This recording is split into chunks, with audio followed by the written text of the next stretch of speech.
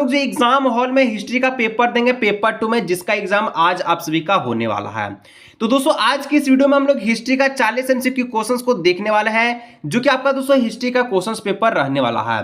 तो फटाफट से दोस्तों सारा प्रश्नों को देख लीजिएगा। आज के पेपर में यही प्रश्न देखने को मिलेगा। एक एक क्वेश्चंस को आप लोग को बताते हैं। जितना सारा दोस्तों क्वेश्चंस आज के इस वीडियो में बताएंगे, एक एक क्वेश्चंस को दोस्तों आप लोग होल्ड करके पी जाएगा, क्योंकि ये दोस्तों this is the most important questions आप सभी का रहने वाला है। सबसे पहला क्वेश्चन दोस्तों आप सभी के लिए पूछ रहा है कि विश्व प्रसिद्ध चित्र मोनालिसा किस चित्रकार की प्रमुख रचना है। यानी कि मोनालिसा जो पेंटिंग बनाया था मोनालिसा का, ठीक है, ये दोस्तों ये किस चित्रकार की प्रमुख रचना है। रचना आपको बताना है। तो ऑप्शन नंबर जो डी दिख रहा है लियोनार्डो दा विंची, बिल्कुल करेक्ट एंड सटीक आंसर यहां पर हो जाएगा। जिस भी विद्यार्थी का कोई भी सब्जेक्ट में दिक्कत है, आप लोग वीडियो का नीचे कमेंट करके बता सकते हैं, उसका सोल्यूशन आपको अगले वीडियो के माध्यम से बता दिया जाएगा। 2 नंबर क्वेश्चन सबसे मोस्ट इंपोर्टेंट, मेसोपोटामिया में से युद्ध एवं प्रेम की भूमि देवी किसे कहता है।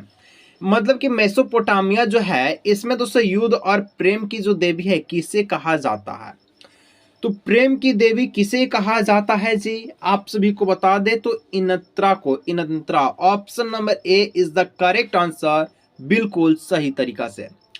3 नंबर क्वेश्चन कहता है कि लॉर्ड के घर को क्या कहा जाता है। जो लॉर्ड का घर होता है, हाउस होता है, उसको क्या कहते हैं। उसको हम लोग कहते हैं कि मेनर। Option number C is the बिल्कुल correct answer, C is the correct answer. अब आते हैं 4 नंबर प्रश्न की ओर। कहता है समांतवादी समाज कितने वर्गों में बांटा गया है।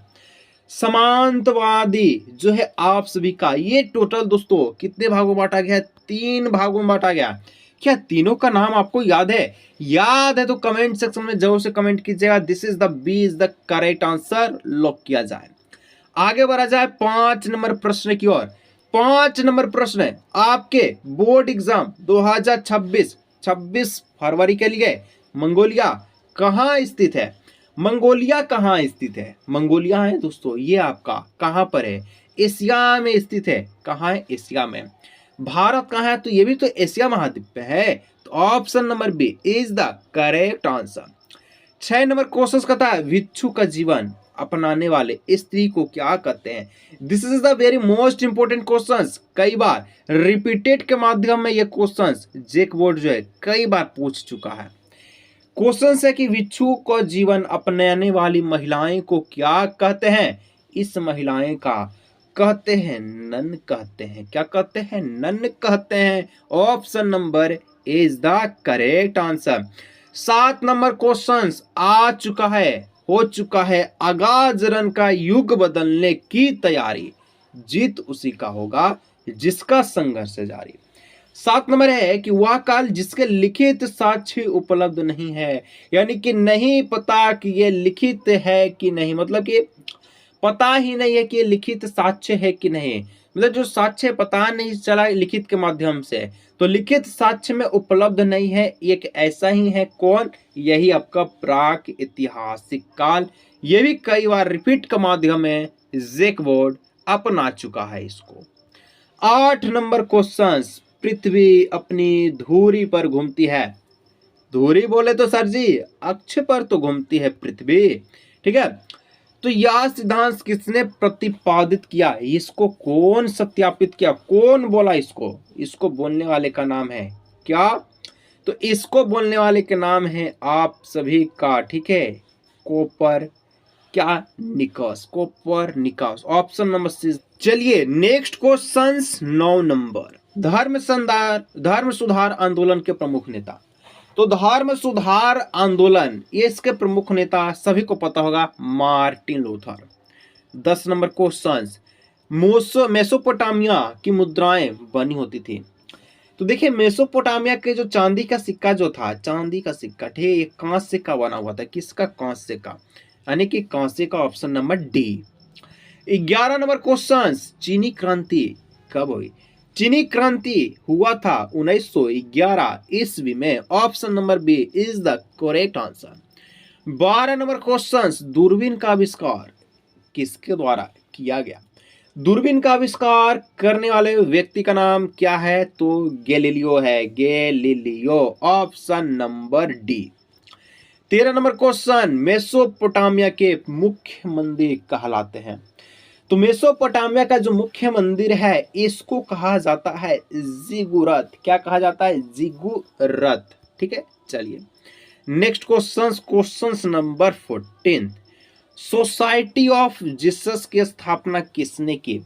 सोसाइटी ऑफ जीसस की स्थापना Francis Xavier no, Calvin no, Martin Luther, ये तो धर्म सुधारक था। ठीक है, तो ये आपका किया था लोयोला का संत Ignatius, option number D. 15 number question, पुनर्जागरण किस देश से आरंभ हुआ है? क्वेश्चंस कई बार रिपीट के माध्यम में पूछ चुका, फिर से बोल रहे दोस्तों 30 से 40% क्वेश्चंस कोई नहीं छीन सकता। तो इसका ऑप्शन नंबर हो जाएगा डी नंबर, बिल्कुल correct answer. 16 number question, America की खोज किसने की? क्या सर जी, अमेरिका का भी खोज किया गया था? जैसे भारत का खोज किया गया वैसे ही तो अमेरिका का खोज किया होगा। तो अमेरिका का खोज कोलंबस के द्वारा किया गया था, तो ऑप्शन नंबर डी बिल्कुल करेक्ट आंसर हो जाएगा। दोस्तों टोक्यो का पुराना नाम पूछा है, तो टोक्यो का दोस्तों पुराना नाम क्या था? तो एडो था। क्या था? एडो, एडो, एडो, ऑप्शन नंबर सी एडो। चलिए 18 नंबर क्वेश्चन, मंगोल कौन था? ठीक है, मंगोल कौन था? मंगोल दोस्तों मध्य एशिया की एक जनजाति को क्या कहते हैं? जनजाति को हम लोग कहते हैं मंगोल। ठीक है, चलिए आगे बढ़ते हैं। 19 नंबर, इतिहास का जनक किसे कहा जाता है? इतिहास का जनक दोस्तों क्या आप लोग को नहीं पता है? सर जी पता तो है, किसे कहा जाता है? तो इतिहास का जनक कहने वाले व्यक्ति का नाम अरस्तु है। क्या है? अरस्तु। चलिए ठीक है, यहाँ पर सॉरी 19 का हो जाएगा बी नंबर, हेरोडोटस। ठीक है, हेरोडोटस, ऑप्शन नंबर बी बिल्कुल करेक्ट आंसर यहाँ पर हो जाएगा। चलिए 20 नंबर क्वेश्चन कहता, समाजवादी अर्थव्यवस्था का कौन प्रमुख उदाहरण है? तो समाजवादी अर्थव्यवस्था का जो प्रमुख उदाहरण है ये आप सभी का दोस्तों चीन, चाइना, चौक टू चाइना। ठीक है, ऑप्शन नंबर ए। आगे बढ़िए 21 नंबर, शोगुन का अर्थ क्या होता है? शोगुन का मतलब क्या होता है? शोगुन का मतलब होता है सर्व विजयी सेनानी, सर्व विजयी सेनानी, हर चीज में विजय प्राप्त करने वाला। रोमन साम्राज्य में कोलोसियस क्या था? कोलोसियम क्या था? रोमन साम्राज्य में कोलोसियम क्या था? कोलोसियम दोस्तों एम्फी थिएटर को कहा जाता है, ऑप्शन नंबर है। आगे बढ़ते 23 नंबर क्वेश्चन, मेसोपोटामिया किन दो नदी के बीच स्थित है? तो दजला और फ्रात। कौन सा नदी के किनारे विकसित है? तो दजला और फ्रात इसका बिल्कुल करेक्ट आंसर हो जाएगा। 23 नंबर क्वेश्चन, रोम का प्रथम सम्राट कौन था? तो रोम का दोस्तों प्रथम सम्राट अगस्टस था, ऑप्शन नंबर बी बिल्कुल करेक्ट आंसर। 25 नंबर क्वेश्चंस की ओर बढ़ते हुए नजर आ रही है, कहता है कि किसने ईसाई धर्म को रोम का राष्ट्र धर्म बनाया गया था? ईसाई धर्म को रोम का राष्ट्रीय धर्म कौन बनाया था दोस्तों? कौन? यही कौन? ठीक है, कॉन्स्टेंटाइन ने, option number B. 26 number, Australia दिवस कब मनाया जाता है? ऑस्ट्रेलिया दिवस दोस्तों 26 जनवरी को मनाया जाता है। ठीक है, चलिए 27 नंबर क्वेश्चंस की ओर, प्रथम राष्ट्रीय लोग किस देश द्वारा सरकारी मान्यता प्राप्त मूल निवासी समूह है? तो ये आपका कनाडा बिल्कुल करेक्ट आंसर हो जाएगा। 28 नंबर, बढ़ती के साथ कथा की घटना के कालक्रम को क्या कहा जाता है? तो जो भी घटना है उसके कालक्रम को क्या कहते हैं? तो उसके कालक्रम को कहते हैं इतिवृत्त, इतिवृत्त कहते हैं। 29 नंबर, अमेरिका ने किस वर्ष जापान पर परमाणु बम गिराया था? तो 1945 ईस्वी में अमेरिका ने जापान पर परमाणु बम गिराया, जिसके माध्यम से काफी जनसंख्या वहां की चल बसी।